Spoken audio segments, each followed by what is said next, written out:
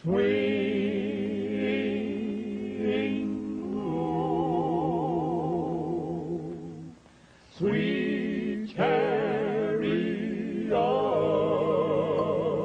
why don't you swing down? First formed in 1934, the Blackwood Brothers made a reputation for themselves on the radio during the 40s.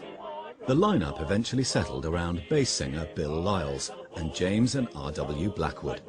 James Blackwood is about the best second tenor lead. R.W. Blackwood at that time had a fantastic baritone voice, and Bill Lyles, the bass, just as smooth as you could be. That's why I joined them, to be in there with all those good voices. I wouldn't want them if it had been any other way. After tenor singer Bill Shaw joined in 1952, the first classic lineup of the Blackwood Brothers was complete. Here's a song we have many requests for. It's entitled, I'll Tell It Wherever I Go, a song for you by the Blackwood Brothers Quartet, featuring Bill Shaw, our high tenor singer, on the solo part, and Bill Lyles doing the bass fiddle part.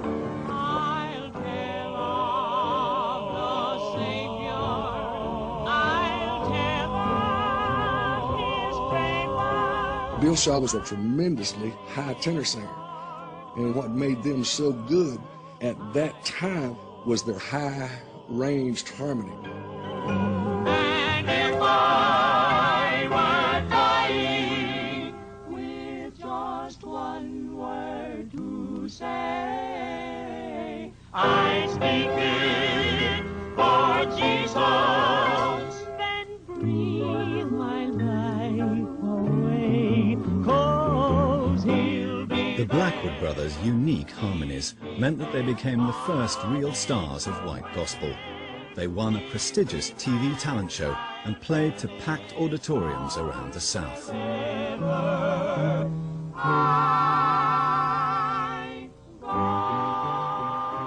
With their inspired harmonies and heartfelt delivery, it didn't take long for the Blackwood Brothers to gain in popularity. They toured from church to church and sang on numerous radio shows.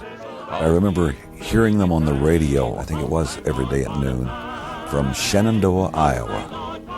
And I'll never forget, the announcer, before the Blackwood Brothers would come on, would say, as deep-rooted as the cypress trees, so are the Southland spirituals, brought to you by whatever sponsor, and sung by the Blackwood Brothers Quartet from Shenandoah, Iowa.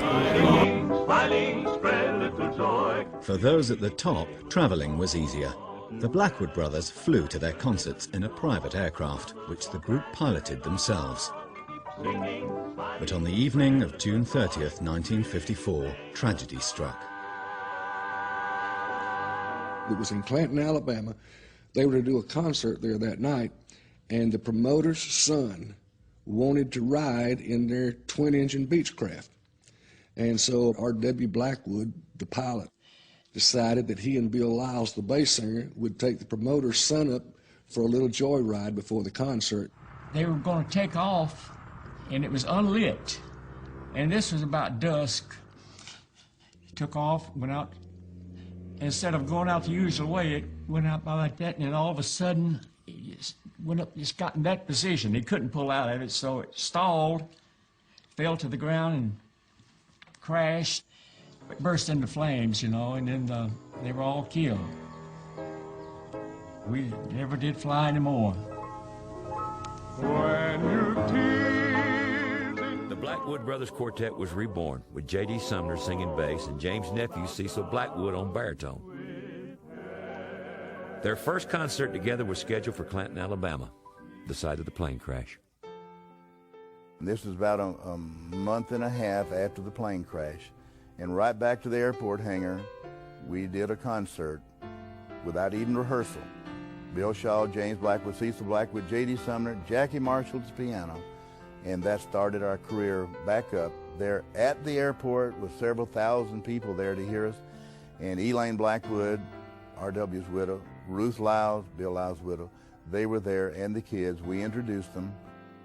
But I remember being there. I remember them introducing Cecil. But I think the one that got me the most was J.D. Sumner. All I know is I saw a guy just stand up, looked like he Looked like he went all the way to the top of the mountain as big as he was. J.D. Sumner built a bridge that night to R.W. son Ron, establishing a loving bond that would last for the rest of his life. He said, nobody could take your daddy's place. He said, I'm here to help. And J.D. was my friend the day he died.